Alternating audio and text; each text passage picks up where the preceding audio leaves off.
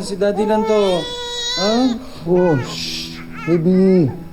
Quiet, huwag ka na umiyak. Ha? Si Daddy lang to. Huwag umiyak.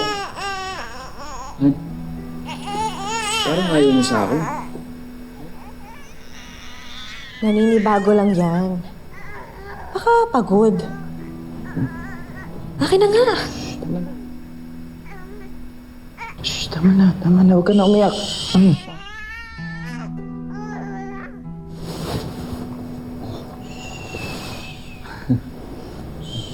O, tingnan mo. Yun na sa'yo, biglang tumahimik. Ha, normal lang yan. Ako ang nagdala sa kanya ng 9 months. Sanay siya sa akin. Ito pa naman.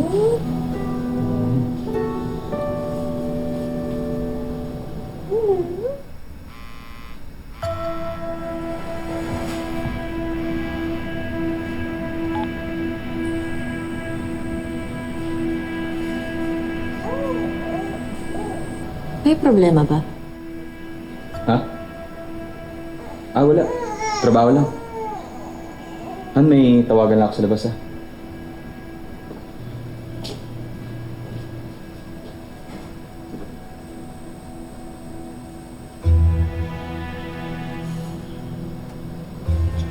Naiinip ka na ba dito, Ashley? I know, right? Gusto mo ng hangin, ng malaking space. Don't worry. Kapag nakalabas na tayo dito, ipapasyal kita. Somewhere fresh. Somewhere mas maluwag. Yung deserve ng princess na tulad mo.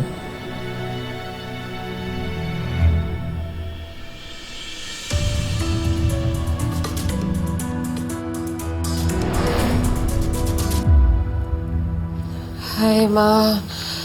Hindi ko na alam kung anong gagawin ko para tatagan ang sarili ko. Bawat hinga niya, kinakabahan ako. Bawat tunog ng monitor, parang sasabog ang puso ko. Naawa ako sa baby ko. Sana ako na lang yung nagkasakit. Alam kong kakayanin ko pa yun. Pero siya, hindi ko alam. Ay, ako, Marge. Huwag kang magsalita ng ganyan. Dili mo naman gusto na ikaw naman ang magkasakit. Kailangan, Marge, magpakatatag ka. Dahil ikaw ang buhay niya.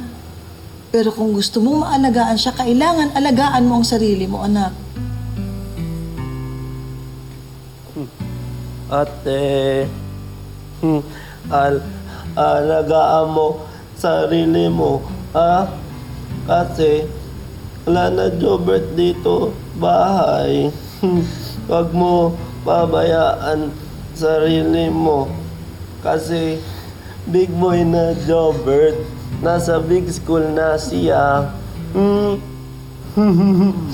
Tapos ikaw, huwag mong pabayaan. Palakas ka para kay Baby Jasmine. Marge, pakinggan mo yung kapatid mo. Tama ang sinasabi niya.